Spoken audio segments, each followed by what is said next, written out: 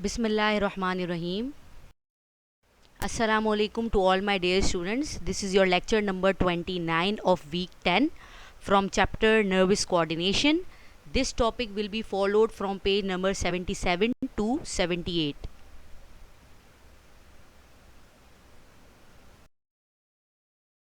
So the contents are review of previous lesson, objectives, synapse, structure of synapse, mechanism of synapse, classification of neurotransmitters, recap, assignment, and next topic. First of all, I will give you the review of the previous lesson. In the previous lecture, we have discussed nerve impulse, the generation and transmission of nerve impulse, and velocities of nerve impulse.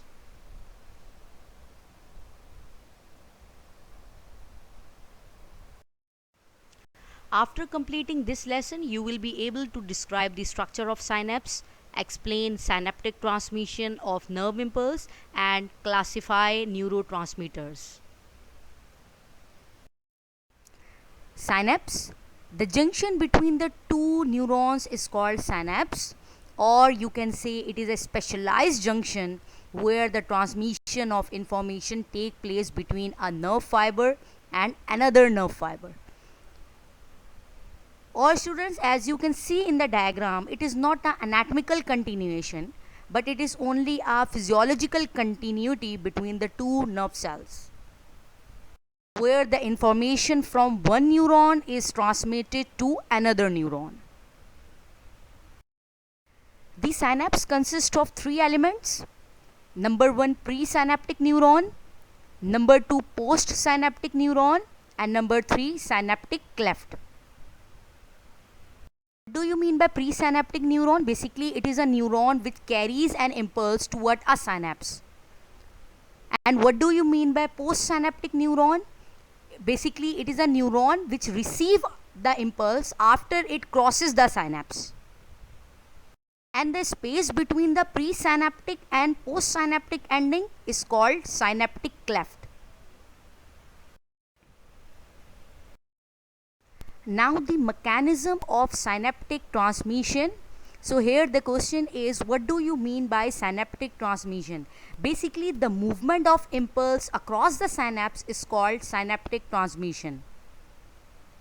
So students, as you can see in the diagram, that at the end of presynaptic neuron there are voltage gate called calcium channels. So when an action potential reaches the synapse, these channels open and causing the calcium ions to flow into the cell. Now these calcium ions causes the synaptic vesicle to fuse with the cell membrane. So what do you mean by synaptic vesicle? Basically, it is a membranous sac, and the main function of synaptic vesicle is to store various neurotransmitters that are released at the synapse. Now here the question is, what do you mean by neurotransmitters? Basically, neurotransmitters is a type of chemical messenger which transmits signals across the chemical synapse from one neuron to another target neuron. So when these calcium ions causes the synaptic vesicle to fuse with the cell membrane, they are going to releasing their contents, that is the neurotransmitter chemicals, by the process called exocytosis. Then the neurotransmitter diffuse across the synaptic cleft. After this, the neurotransmitter diffuse across the synaptic cleft, as you can see in the diagram, and then it's bind to the neuroreceptors that are present in the postsynaptic membrane and causing the channels to open and allow sodium ions to diffuse across the postsynaptic membrane. As a result, postsynaptic membrane depolarize and an action potential is generated. Since this depolarization brings the membrane potential toward the threshold level, then it is called excitatory postsynaptic potential, that is EPSP. Students, remember one thing: once the neurotransmitter have act on the postsynaptic membrane, they are immediately broken down by enzymes. Like acetylcholine is hydrolyzed by acetylcholinesterase and adrenaline by monoamine oxidase.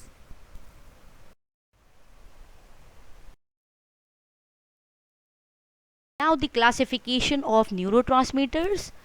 So neurotransmitters are classified as excitatory neurotransmitters and inhibitory neurotransmitters. So what do you mean by excitatory neurotransmitters? Basically, these neurotransmitters have excitatory effects on the neuron. This means that these neurotransmitter causes increased membrane permeability to sodium ions and trigger the nerve impulse. This type of neurotransmitter are said to be excitatory neurotransmitters. Examples of excitatory neurotransmitters are acetylcholine, epinephrine, norepinephrine, serotonin, and dopamine. Acetylcholine is a excitatory neurotransmitters of peripheral nervous system, and epinephrine and norepinephrine increase the heartbeat during stress condition, or dopamine and serotonin play an important role in sleep and memory as well in metabolism. Basically, students, remember one thing, that the physical activity stimulates the release of dopamine and serotonin. For example, the regular exercise can positively impact serotonin levels in our brain. Next one is inhibitory neurotransmitters. Basically, these types of neurotransmitters have inhibitory effects on the neurons. Or you can say this neurotransmitter reduces the chances of a new nerve impulse. Examples of inhibitory neurotransmitters are GABA, that is gamma aminobutyric acid, glycine, and endorphins. Principal role of GABA is reducing a neuronal excitability throughout the nervous system. And glycine is the major inhibitory neurotransmitters in the brainstem and the spinal cord. Or you can say that the glycine show inhibitory neurotransmission in the spinal cord and the brainstem. And endorphin reduce the pain and boost the pleasure. Basically, the endorphins function as both neurotransmitters as well as hormones. So endorphins are released in response to pain or stress, but they are also released during other physical activities.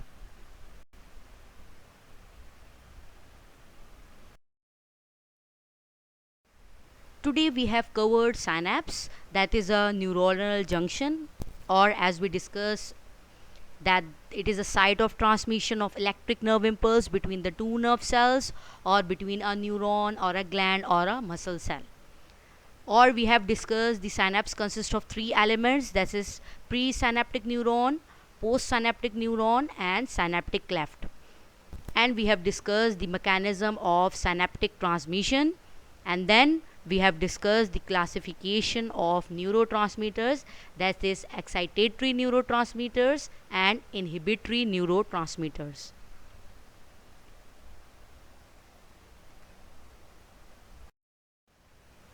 This is your today's assignment. Question number 1. What happens to neurotransmitters after they are released? Question number 2. Write the difference between synaptic knob and synaptic vesicle, excitatory and inhibitory neurotransmitters.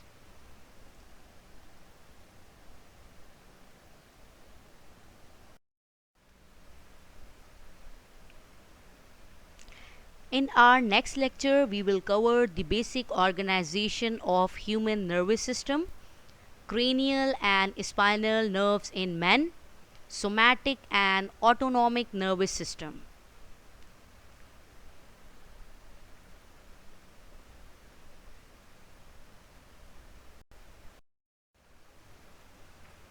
This is all for today. Thank you and Allah Hafiz.